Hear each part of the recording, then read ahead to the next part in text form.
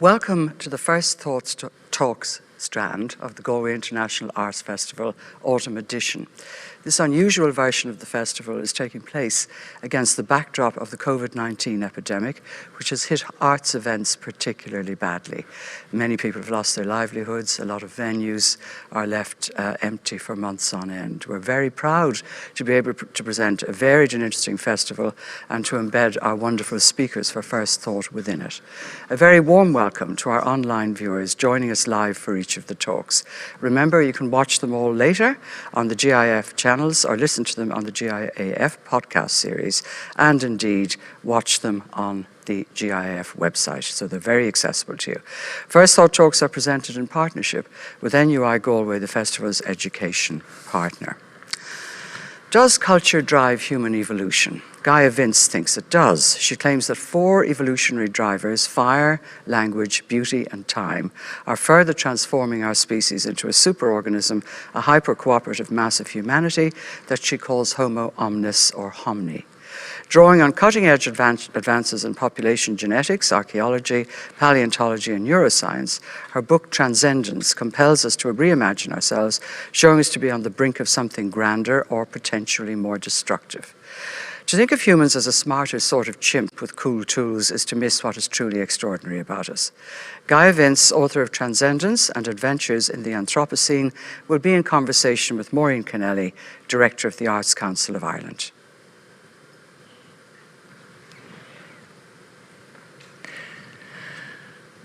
Hello, good morning everybody, and welcome to this conversation with Gaia Vince. And of course, ideally we'd all be together, and it would have been lovely to meet you, Gaia, but we'll do so at some stage, I'm sure. We'll meet in person. Okay.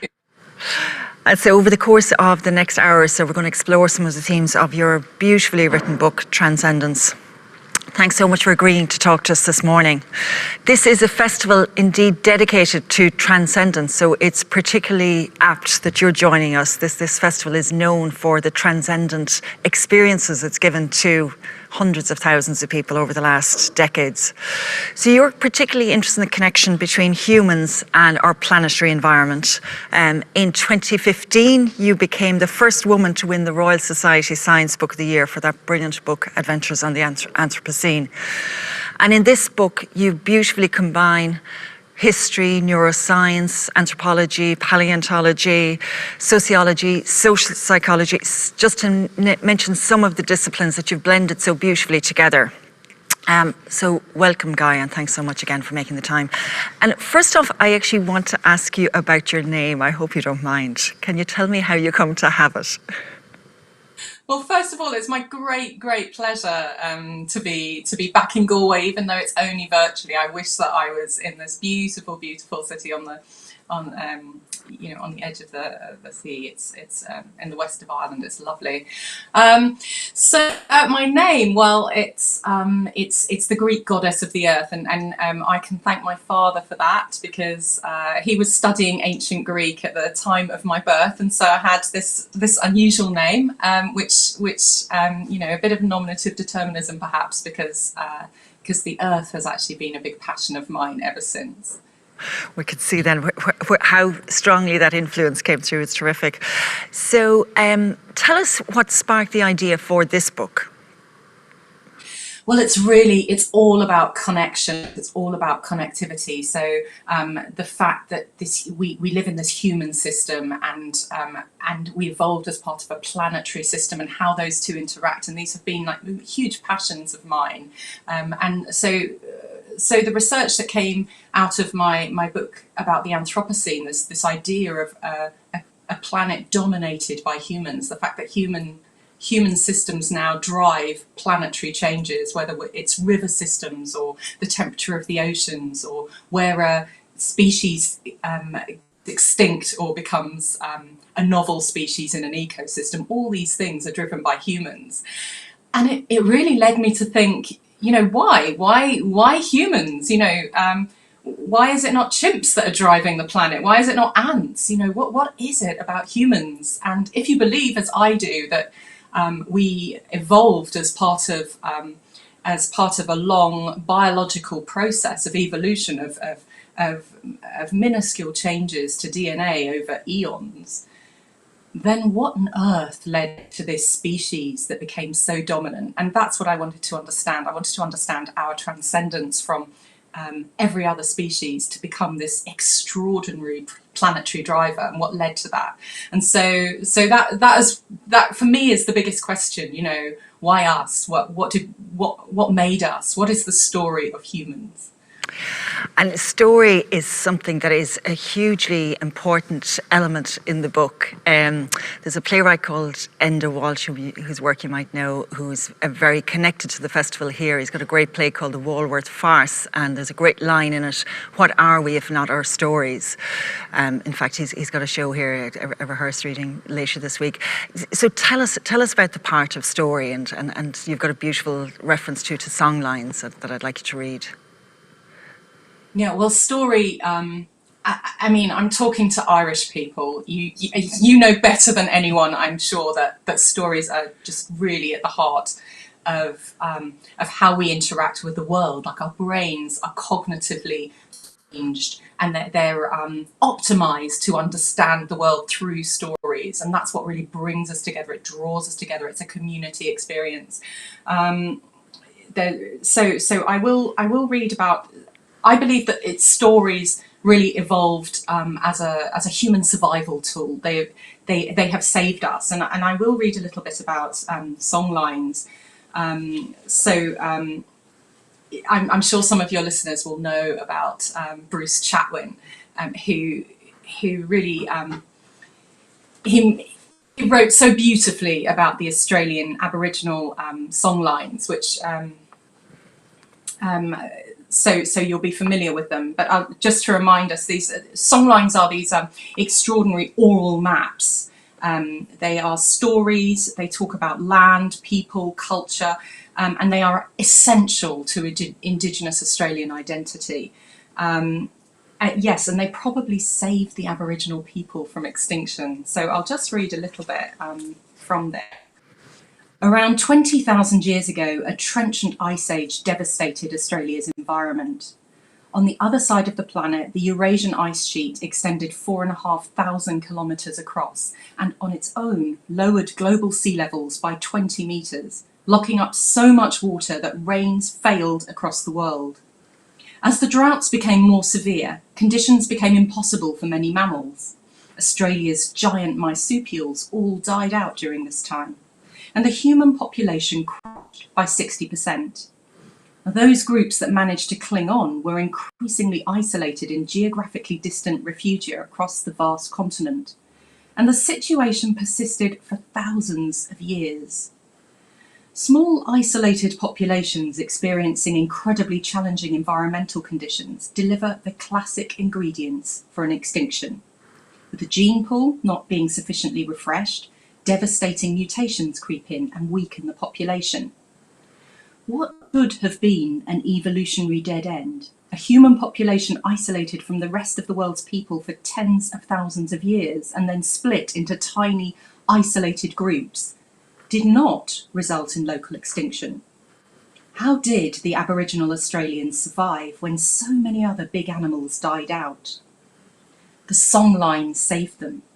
During this period, facing especially harsh environmental challenges, people had to rely to a far greater extent on specialised knowledge to find the resources they needed and to navigate different environments. We find grinding stones dating to this Ice Age period, revealing that people were already skilled in processing nardoo, which is this special kind of seed they can make bread from. And the discovery of adult molars with specific wear patterns point to people processing fibres to make fishing nets. These multi-step, complex techniques had to have been stored in the collective memory bank and passed on even when such information was useless, when there was no nardoo growing in the area where the group was living, for example, to be recalled as a lifesaver perhaps generations later. And the songlines also helped ensure there was a healthy population to host this cultural information. So rather as our selfish genes drive their own propagation. Throughout the terrible Ice Age, songs and the rituals they describe helped tribes cope with isolation and isolation help the stories and rituals survive. Without the influx of different people with different ideas, there's less pressure for a culture to change. However, because the songlines could be universally understood, they also allowed for some intergroup connectedness. The songlines operated as mating networks, allowing for the necessary genetic exchange that ensures diversity and staves off extinction. Songlines kept the cultural and gene pools healthy, enabling Ice Age Aboriginal culture to find a balance between being separated and connected, which had eluded the other large mammals. And as the climate warmed and the continent became more habitable, Aboriginal populations flourished. There were around 1 million people living in 300 different language groups by the 17th century. So songlines really, their stories, and the point of stories is they encode information, they encode cultural information. So just like our DNA, our genes, our DNA encodes the genes that describe how cells are made, how body parts function, and how we become a human. So so stories, and songlines in particular, but stories, the stories that that you pass on between each other, encode cultural information in a really easily transmittable, easy rememberable way, and help that transmission of information among the population and down through generations. And it's a device, it's a tool for passing on cultural information, and that's why they're so valuable. And how is that collective memory bank created then? So another really important thing about being human is the fact that we are not limited, as other animals are, to cooperating just within our gene group, within our families. We have these much wider social circles, which include complete strangers. And so we need to cooperate, we need to trust, and we need to rely on. Humans absolutely have to rely on each other. We are nothing without our social family. And so in order to cooperate with all these people, in order to find those bonds, we use stories. It gathers us together. When we hear a story being told, one mind is speaking to all of our minds, and we are all in the same space together. We are acting as a family. We are acting very cooperatively in our heads at that time. It's extremely important for bonding, for drawing us together, and we've seen this in every single culture, and from the dawn of time, from the dawn of our cultural history. Something else that you focus on in the book is the phenomenon of copying. Can you talk to us a bit about that, how that has allowed us to evolve?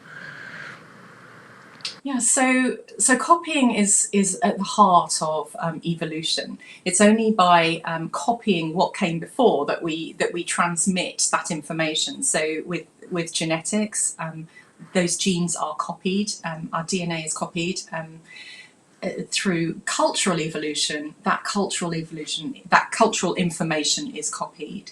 And so we have to be able to copy faithfully. So if you're shown how to make something, if you're shown how to make a hand axe or another tool, you have to be able to copy all those steps in order for that cultural process to continue down the generations, and for those tiny little changes, those little mutations, those little innovations to take place, so that you get that diversity and you get that evolution, you get that change over time. And it is perhaps because humans have these bigger, smarter brains and are able to copy faithfully and to copy multi-steps faithfully that our culture is able to evolve. Chimpanzees can't copy as faithfully many steps, and so their cultures are very limited to things that they could innovate for themselves, or they're very simple, very, very simple cultures.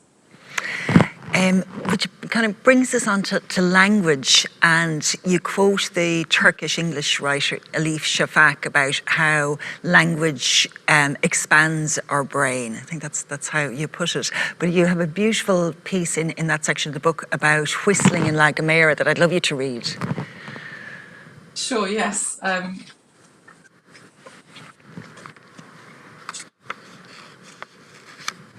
High in the Rocky Mountains of La Gomera in the Canary Islands, a duet is playing out. The rugged, steep-sided cliffs of this volcanic island are cut by deep ravines and separated by wide valleys. And yet, from far, far away, clear notes pierce the subtropical air. I wait in silence, listening over birdsong and the occasional fussing and bleating of goats picking their way over stones.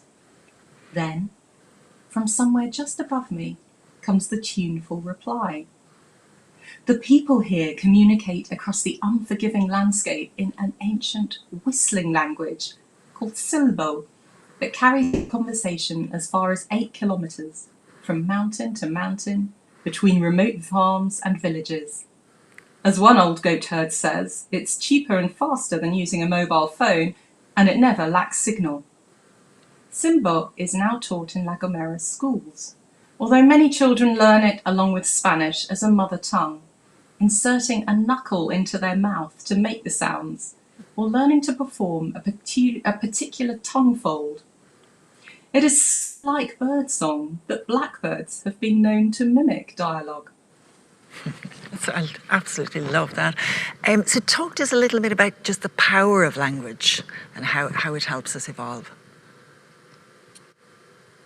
So language, of course, is peculiar to humans. It's this extraordinary tool that that we alone evolved, certainly in this sort of complexity. And again, so our brains have evolved to be able to do this, as well as the rest of our anatomy, and they sort of evolved together. A lot of this, this whole thing, as I was talking before about, it's about connectivity. It's about feedbacks. So as our culture evolved with language, so our brains evolved and adapted to enhance that cultural process, and the rest of our anatomy, our tongues, our voice boxes, and all of those sort of co-evolved, feeding back on each other.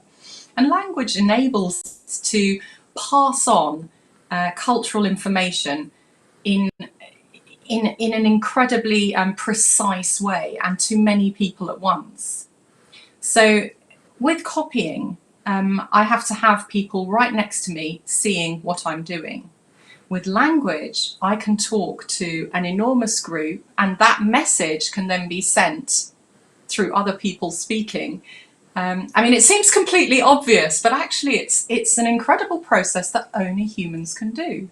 And as with everything cultural in humans, it has evolved in concert with our biological evolution and with our environmental evolution. So languages themselves have also evolved under environmental pressures. So languages have evolved to be more easily understood, more easily heard. So grammar changes to make that possible, and the environmental influences also impact on the types of languages. So languages spoken in warm, wet, tropical, woody areas contain fewer consonants because they don't transmit as well in that sort of environment, whereas English and Georgian, which have not evolved in those sorts of environments, burst with consonants. And it's the same with tonal languages. They evolve differently in different places. I mean, so whistling languages have evolved really for that kind of environment. So it's for where normal speech just doesn't transmit over valleys, over long distances. So whistling has evolved. And in parts of Africa, drumming languages, it's the same thing. So drumming languages in which you can encode very, very complex messages. We know about sign language as well, which again, can be seen. The Plains Indian Sign Language, for example, across North America's indigenous population, allowed information to be transmitted across huge distances that would be, an actual person would have had to make that transmission. Now we have mobile phones, we have, I'm talking to you via a video link. And I think that will exert its own pressure. So we will see a reduction in some of the languages, some of the techniques and technologies, like, for example, the whistling language. These will start to die out, I think, because the evolutionary pressure has changed. Oh, that's beautiful. It reminds me of Seamus Heaney has this gorgeous poem, Anna Horish, where he talks about a vowel meadow in it. And I must send it to you, maybe. It might have been sparked by that. I love Seamus Heaney. Please do send it. I will indeed. Empathy is a theme that comes through in the book in a huge way, which is a subject very close to my heart. And there's a quote that I read, I think it was Matt Haig in The Guardian recently quoted James Baldwin. He says that you think your pain and heartbreak are unprecedented in the world, and then you read. And you talk about how reading can increase empathy. I'd love you to dive into that a bit more with me. Yeah, so we kind of intuitively know that, don't we? That when we read a book, the reason it's, especially fiction, the reason, and poetry, and song, all these forms of language, when we come across them, the reason that they resonate with us is because we are empathizing, we are believing in characters. And this is a process which actually helps us to empathize beyond the page, and there have been studies. For example, there was one study which people were given novels to read, and then the control group was given just information to read, and afterwards the teacher just accidentally dropped her pencils on the floor, and those who had been reading the novels were the fastest and the quickest to help pick up the pencils, because they'd had to go through that process on the page in their heads of empathizing. When we read, we enter this liminal space where we are at one with the characters. We create this world, and we create this. We all believe at the same time in this space together, and that is a process. That is a practice. If you practice tennis a lot, your arm. It becomes intuitive. You don't have to think about what you're doing with your arm. It's the same with empathizing. You do it enough, and it becomes more natural. Yeah, brilliant. Yeah, and storytelling. We were talking about storytelling earlier, and I know that's so central. That's so central to Irish culture. It's the only country where I've been in a pub and I've been approached almost immediately by gentlemen bearing poems on little pieces of paper. Again, across cultures, storytelling is so important that there's a group of hunter-gatherers in the Philippines called the Agta. And storytelling is so important to this culture that people who are good at telling stories are more likely, that it's more valued than hunting skills. Hunting is how these people obtain their calories. It's literally a survival skill. And yet storytelling is, they have 80% more children. They're more successful, these actor people, if they're good at storytelling. So it goes beyond just a light form of entertainment. We value storytelling, and one of the reasons is because of this empathy, because empathy is what brings us together, and we are so reliant for our survival. As individuals, we are reliant not on our own skills as hunters, but on our group skill at surviving. Our survival depends on our group. And so the more tightly and the better bonded our group is, the more our culture is able to disseminate amongst that, and the more we are able to draw upon all of the benefits and the protections our group offers us. So storytelling is really at the heart of that.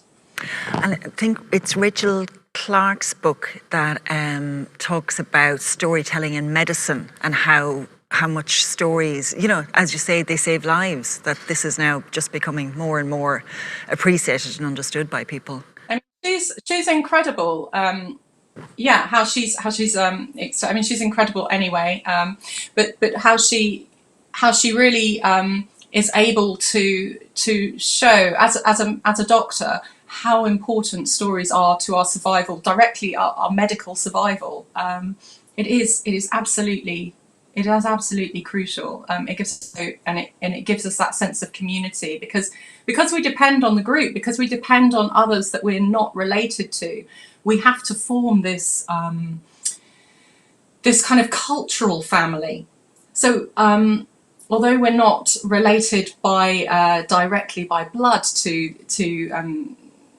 our fellow humans, we have to act as though we are through culture, because we are so dependent, and our whole evolutionary process has driven us to be able to cooperate better with large numbers. You know, no other animal does this. No other animal does this to the extent that we do it. We depend entirely on this this wider social circle, and so many of our the way we dance, our rituals, everything we do, in one sense or another, is about developing that that camaraderie. We could be here for hours talking about language, but I wanted us to kind of touch on the other themes. So fire, beauty and time, not time, are the other themes that you touch on. So tell us, you talk about outsourcing energy. Talk to us about fire and how that's allowed us to... Yeah, so all life forms are limited by how much energy they can harness. And so that's why a blade of grass is not running around hunting down lions, because it's getting what energy it can from the sun, which is very sort of low density energy. So if you then eat that grass, you get a more concentrated form of energy. So we're all limited by how much energy we can eat. Now humans managed to flip the relationship by harnessing an artificial form of energy. So once we learnt to make fire, we were able to take the meat that we had, or the potatoes, or the vegetables that we had, and cook them. So the fire's energy is doing the work of our guts. It's pre-digesting the food for us. So instead of spending hours and hours hunting and then hours and hours digesting, I mean, lions, cows spend so long chewing the cud, or in the lion's case, just lying with this massive gazelle in its gut like this for days. We are able to get the same amount of energy just through, well, in my case, say you flip a can of baked beans, you cook it on a hob, and there you are. You've got the same amount of calories as took a lion perhaps a day, or a chimpanzee a day to produce, and in a second. And that is because we outsource our energy to the fire, and we also outsource our energy to our group. So I'm not hunting down those beans, I'm not growing those beans, I'm not processing it, I'm not collecting the energy, the fuel for my fire. I'm relying on my much greater society, which has taken, you know, thousands of years of evolution to produce that situation. So fire, once we were able to create fires, and once we were able to rely on fires, it meant that our brains could grow bigger. So we relied on, we used fires early in our evolutionary history, before, you know, millions of years ago. Probably the first people to actually make their own fires was Homo erectus 2 million years ago. And by doing that, it meant that the brain of a Homo erectus was much larger than her ancestors' brains. And then by the time it came to us and Neanderthals, we were using fire all the time. So our brains really are at the maximum they can be to fit through the human pelvis. And yeah, so with this, so fire enabled us to switch the ratio of energy. In this pandemic has us all kind of having a sense of the world standing still, you know, that we're holding our breath essentially. And I absolutely loved the story of the young French geologist who wanted to see if he contained a timepiece. Would you mind telling us about that? Yeah, so this is Michel Siffre, and so time is this kind of external force on our life, but it's also invented by our brains. So there is the time in terms of there is the way the sun, the passage of the sun over the earth, the rotation of the earth. So we see that as the sun rising and falling. We see the movements of the stars. So there's this external time which actually physically happens. And then there is our mind time, which is something our brains invent. And Siffre really wanted to try and understand if what time really meant, if we could keep time ourselves.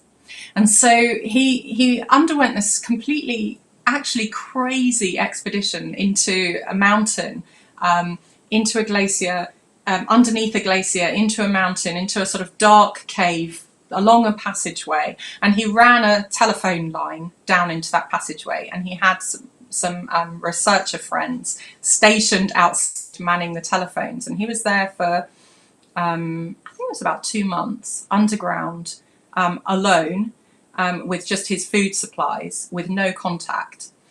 And he would phone in his pulse, his what time he thought it was, whether he was awake or asleep, how long his nap took, and all that sort of thing. And it took him a matter of days before he was completely out of sync. He had no idea what time it was. You know, 12 hours would pass for him in a matter of 3 minutes, or vice versa. He was completely out of sync. So really, that was the basis, the foundation for the field of chronology, of understanding our chronobiology. Sorry, of understanding how our biology responds to the natural cycles. And it turns out that cells in our biology are constantly updating our mind time by seeing the light. And so that's how we keep in sync, and that's how we sleep for our 8 hours a day. I wish. But we have some idea of the time, and once we don't have that connection with the real time, our mind has no idea anymore. Has no idea what's going on, and I think that's really interesting because our mind time is very, very vulnerable to everything. Things like shock can completely change. You know how when something happens that's really devastating, we see it happening in slow motion. Time seems to stand still, and then it seems to move really fast in other periods. I think with this lockdown, our perception, certainly this year, the perception of time has completely changed for me. You know, I think of what I call before times, of January and February. It feels almost like a different century. It feels like another time altogether. And we seem to have been in this very slow period. And then at the same time, I sort of think, is it already September? How did that happen? So time is very elastic, and it's very dependent on biological signals, things like cortisol, things like our hormonal changes, our age, all sorts of time. Time for a 5-year-old passes in a completely different way as it does for a 50-year-old. So it's really interesting, and I actually use the time section of my book because this is perhaps the first and the most fundamental, external, measurable, objective source way of seeing the world that we have. So when I was talking about stories, that's very subjective. We invent the world, and we invent our demons and our monsters and our saviors and our gods. We invent all of these, and we bind ourselves to rituals and to this way of thinking and this way of explaining the world. Whereas with time, when you have to time your harvest, when you have to know after conception how long it will take before a baby appears, when your menstrual cycle, all of these things, these are objective, different ways of understanding the world, and this objective way really, it's at the heart of science, so the first scientists really, they are the people that first looked up at the stars from we look up and we see the moon just as the people in Africa did 200,000 years ago. We're seeing the same moon, and we're wondering in the same way, and we measure its waxing and waning just as they did. And they were, when they were doing that, and when they were measuring that, as surely they did, they are doing science. Just we are doing it. We have inherited that same process. The Lascaux cave paintings with their astronomical drawings. It's the same process that we have. It has enabled us to then go to the moon, to set satellites into the sky. It's a continual cultural evolution that goes back to human history, 300,000 years. It's extraordinary, isn't it? Have you any idea how we will treat time because of this pandemic in the future? Will it change our attitude to time when things go back to normal? Normal. Whatever that is. I think what I hope this pandemic will show is the importance. Our human cognition is not optimized for understanding certain things. We're not biologically optimized for understanding things like exponential increases, for example, these logarithmic scales. This idea that it's a very hard concept to understand. The idea that an infection rate that is doubling every 2 days, or doubling every day, will lead very, very quickly to a phenomenally high number.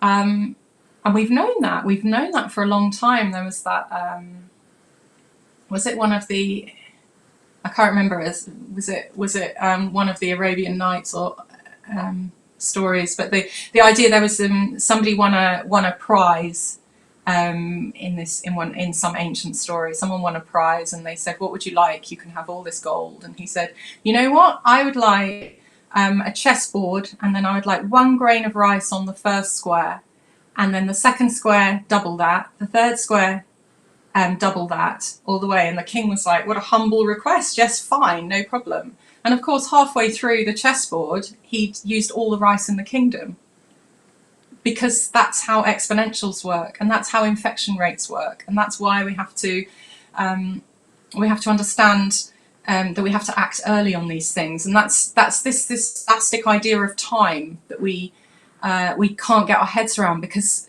the cognition of exponentials is very, very hard for us. We don't see that in our everyday understanding, so we haven't evolved to understand it, and yet it's so crucial. So in terms of that, I think our understanding of time might change. How quickly things can change when they threaten our way of life. Mm. And also we have to think differently about time, about the long future, which is coming much, much quicker. I mean, we're talking at a time when the whole of the west coast of America is burning, for example. Mm-hmm. And this is not a huge surprise. Scientists have been warning about climate change, and it's always been somewhere in the future, bad things will happen, but it's the future, and the future is this kind of it's this place we can sort of peer into, but we don't need to worry about it too much. It's almost an afterlife.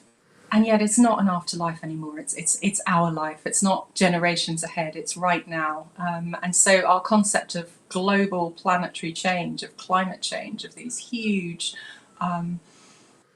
exponential challenges, it's coming much sooner to us. And I think all these things are threatening our understanding of time basically passing slowly, with things continuing normally and then maybe gradually changing imperceptibly, so we don't realise that things have changed.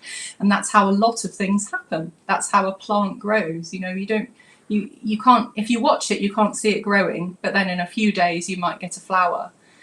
Well, now what we're seeing is a much more rapid form of completely extreme change, and I think this is a wake up that time can happen differently for us. In your section on beauty, you talk about epidemics and wars shaking us out of ourselves and enabling us to connect in different ways. What do you think the current pandemic is teaching us about ourselves?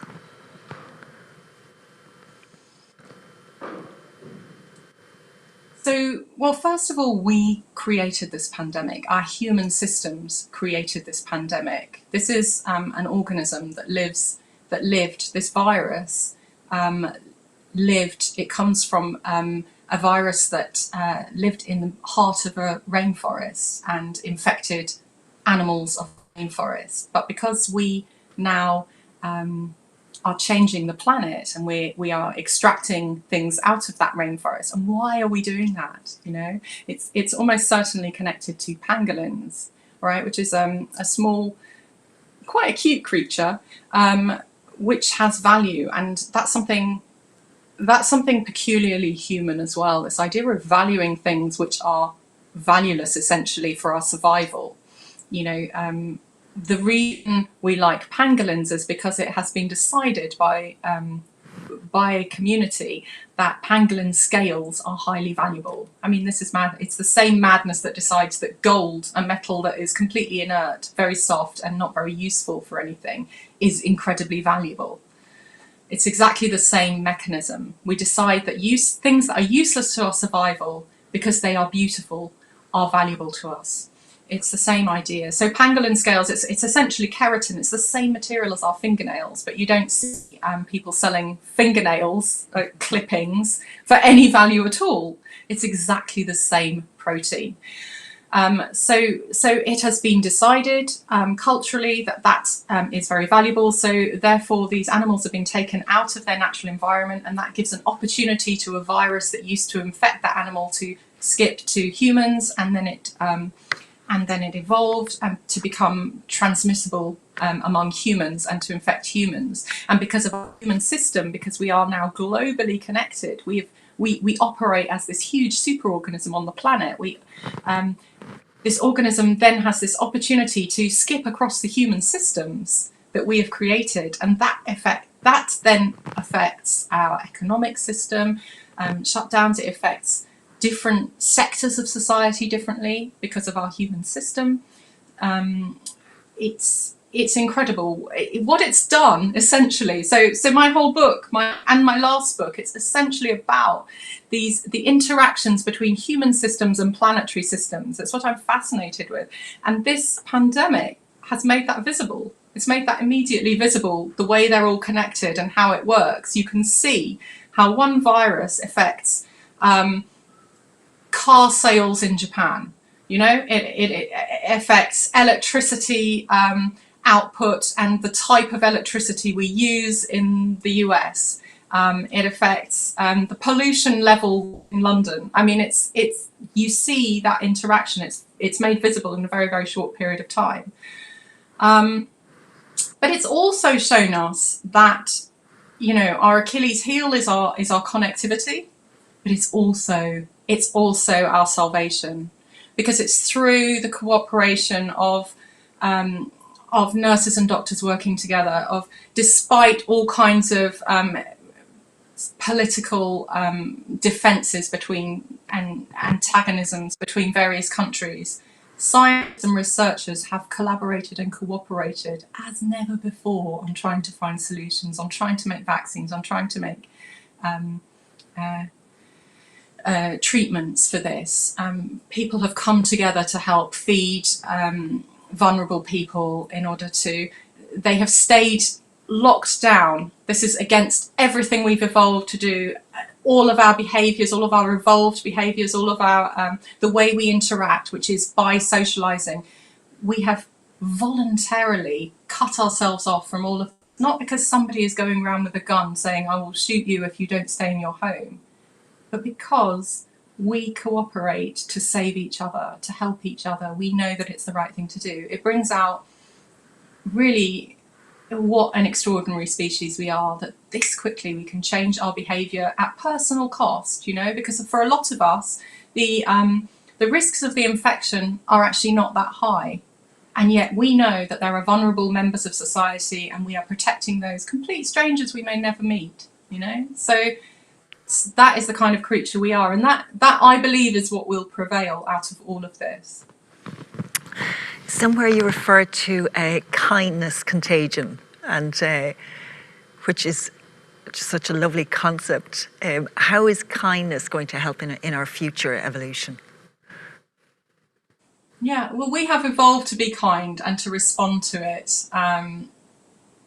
If you help somebody, if you're kind to somebody, they are then more likely to be kind to someone else. You can see that in a lot of different studies. For example, if you're at a junction and you let a car out, that car is more likely to let another car out further down the track. It is contagious, and I mean, we know why it's evolved. It's evolved so that we live in harmonious societies that can prosper rather than constantly fighting each other. And it's what will bring us out of this. When in times of crisis, we do fall back on that because there is a threat to our group. We fall back on kindness and we help each other. Yes, of course, there are members of society which don't do that, but they are in a minority, I think. It's unfortunate if that minority is actually your leadership, as as in the UK we're experiencing at the moment. But you know, that's not the case for the tea shop. That's not the case for other places around the world. New Zealand is an excellent example of that. Kindness will prevail. Good. I agree. I've been monopolising it somewhat, and I think we have some questions maybe online. I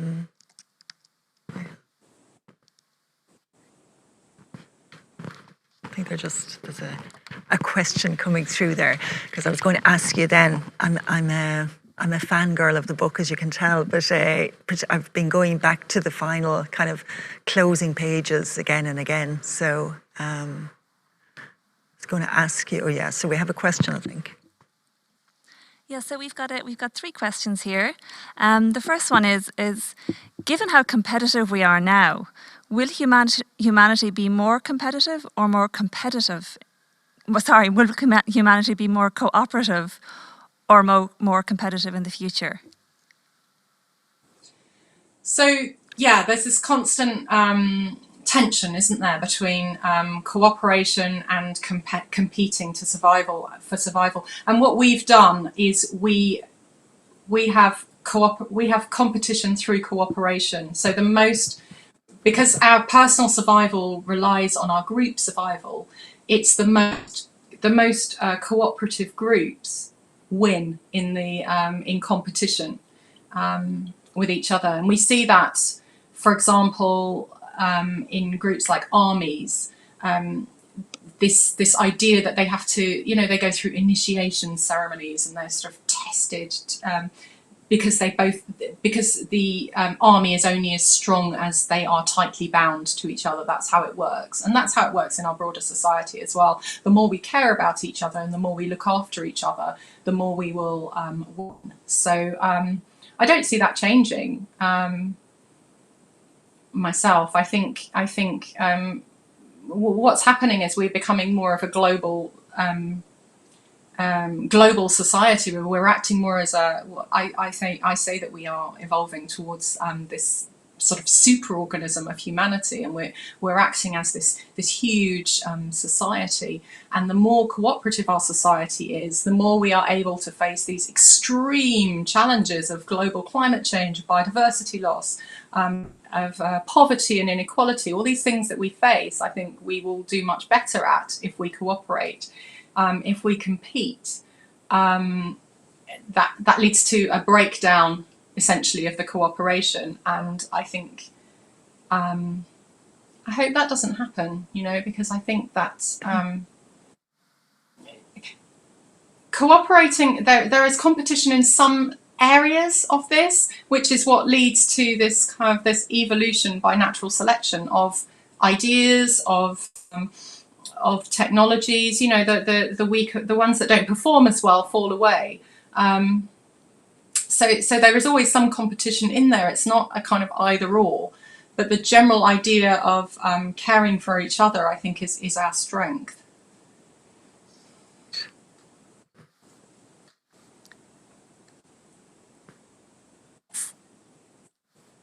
So once the current pandemic fizzles out, do you think we will go back to our previous ways, or do you see there being changes in our behaviour? I don't think we will go back to life as it was. I think there are going to be some fundamental changes to the way we live our lives. This has been very traumatic for a lot of people, not just people who've lost loved ones, and people who are suffering. They survived the pandemic perhaps with mild symptoms, but they are left with this, it's been called long COVID, these changes to their physiology, their heart, and other things. I mean, I know people who had very, very mild symptoms but also suffered stroke or heart failures and all sorts of things like that. It's a really serious, horrible thing. So in terms of that, I think there's going to be a long legacy to this, but also in terms of how we see our society, what we think of as important. Is it the bankers, is it the hedge fund managers, or is it the people, the delivery drivers for our supermarket who actually kept us in food, or is it the nurses and the care home assistants who are paid very, very little, but who looked after the most vulnerable members of our society? I think it's led to a big rethink of priorities, and I think we might be, as a society, less willing to tolerate antisocial behaviours from the elite in our society. And also, we've all had a taste of what life could be like with low air pollution levels, with low congestion on our roads, and I think we quite liked it. I think we have one final question. And the last question is, has the future arrived?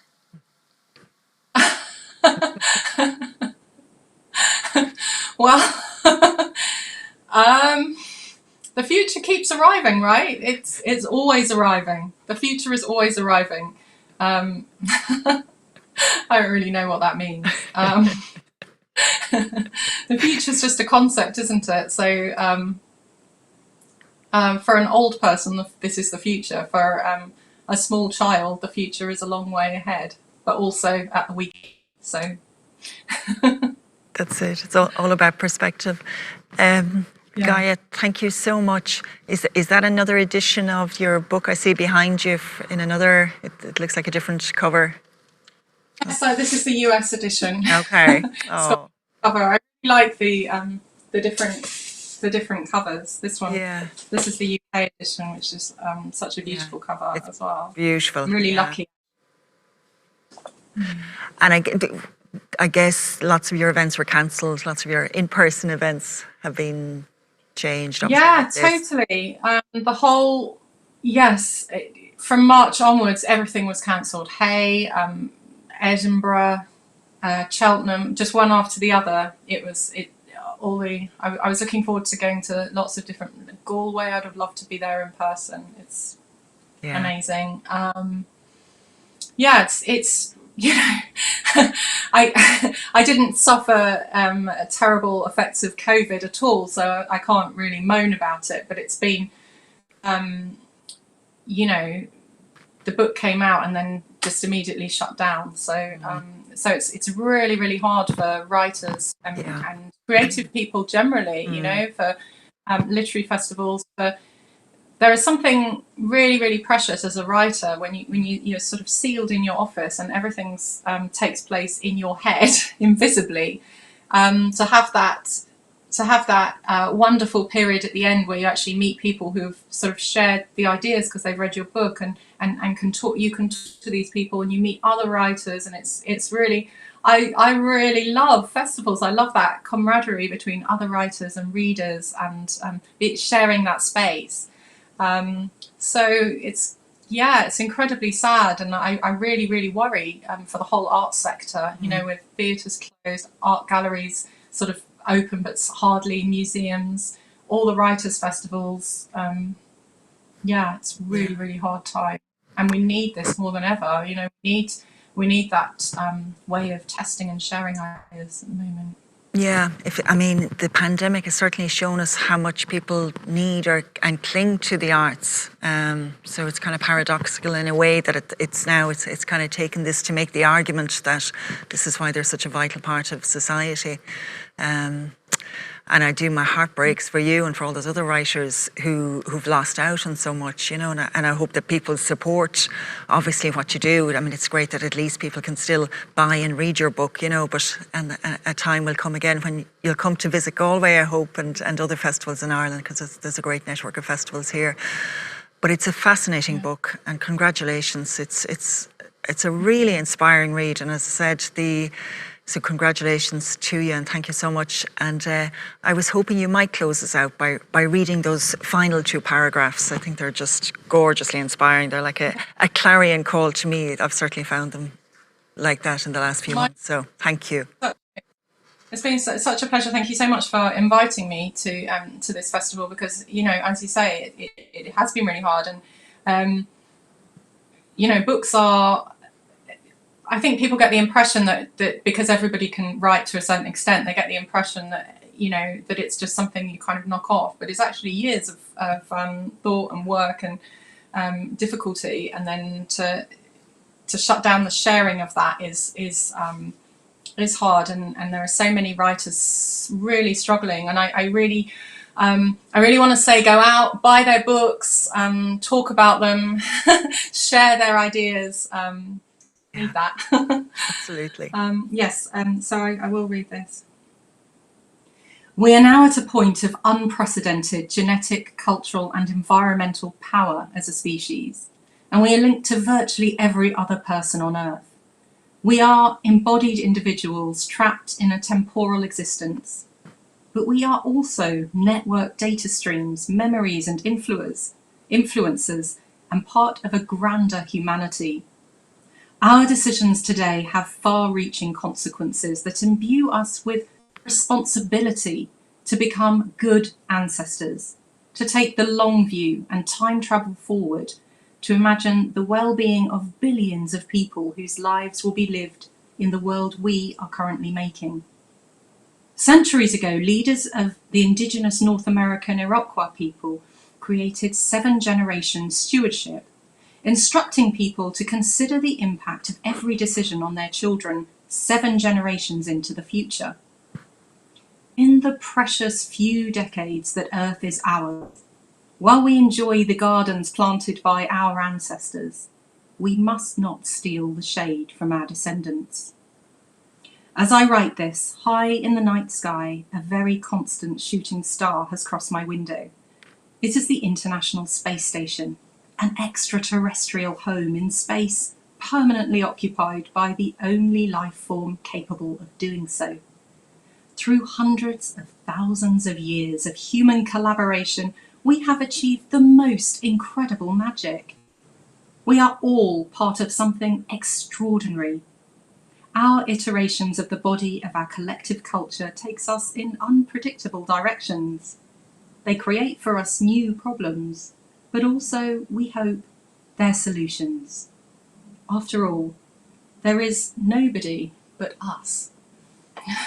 Well, thank you. And that is transcendent writing. It's a transcendent book. So thank you so much, Gaia. Thanks to everybody for tuning in. Thanks to everybody at the festival, to Katrina Crowe for asking me to be involved, to Paul Fahey and John Crumlish and all their fabulous team for putting together such a brave and captivating programme. So buy the book. It's wonderful. It is transcendent, as I said. So thank you so much, Guy, and we'll meet soon, I hope. Thank you. Good morning.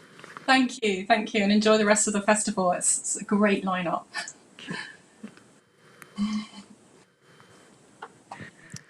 Thank you for watching that fascinating discussion on cultural evolution here at First Thought Talks in Galway. Remember, you can see it again on the GIAF website or on its YouTube channel or Facebook page. Join us again at 12:30 to hear a discussion about one of the most pressing issues of the moment, Brexit and Northern Ireland, which will involve Glenn Pattison and Claire Hanna. And profound thanks to Gaia Vince and Maureen Kennelly for that wonderful conversation we just heard. Thank you.